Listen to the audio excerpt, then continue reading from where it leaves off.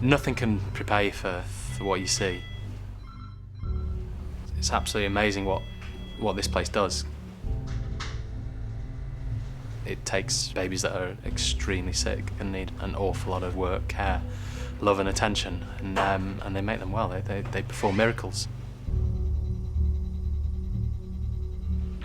1 in 10 of all babies born ends up coming through a unit like this.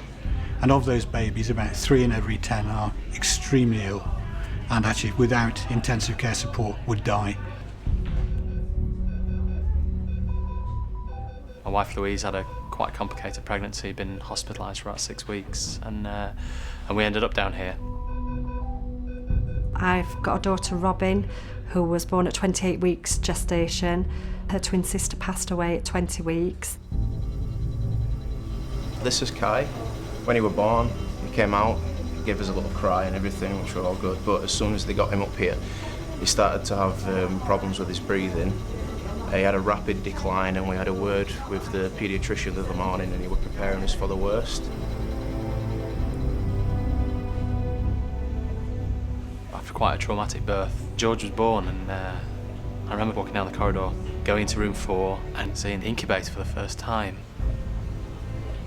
and didn't quite realise how poorly he was until the midwife said, and at one point we actually put our heads into the incubator and kissed him goodbye.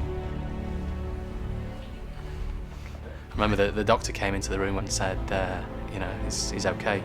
He's rallied, he's hitting all the numbers that we want him to hit.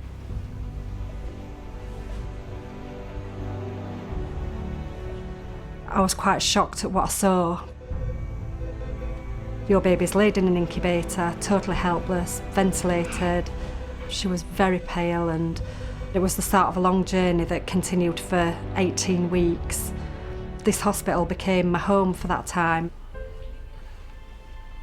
Sat with George, looked at the monitor, and slowly saw these numbers going down. Tragically for us, George only lasted for 12 hours.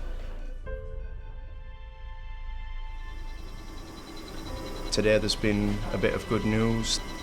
His oxygen levels that he's requiring now is the same as what we breathe, which is 21%, so now they're able to shift over the ventilation support that they've got for him and hopefully let his body take over a little bit more so he can you know, fight it off, I suppose. So, and he's doing really well. He's a strong fella, so you know, we're proud of him as well. So yeah. That first night when she was born, I sort of got a feeling for the place, because even though I couldn't see Robin, I knew that she was being cared for, because I kept informed of everything that was happening to Robin and make sure that everybody knows what's happening with your babies. That's Robin saying hi, yeah.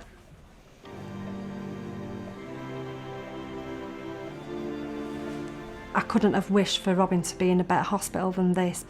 I can't praise the staff highly enough, because as far as I'm concerned, the staff here are lifesavers. I'm not a big believer in heaven and things, but if there is one, they're all going, because they've been brilliant. There's so much support with, not only for the babies, but for the parents as well. I've never forgotten the really quite intensive care that he got here.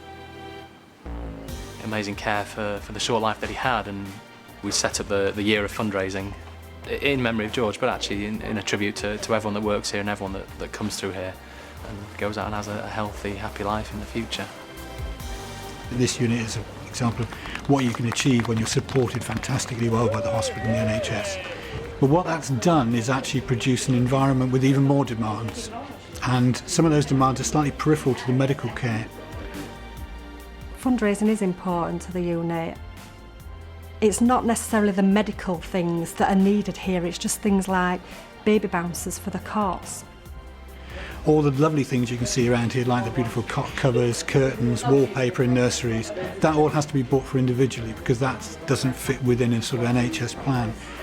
That's where a lot of the funding goes to, and that's an area we have to develop even further if we're going to provide the sort of service that we want to provide, which is not just for the baby but for everybody involved in the care. The care that they get here is second to none, and very, very proud to be a Sheffielder and live here and have have this sort of facility on our doorstep. You never know when you're going to need it.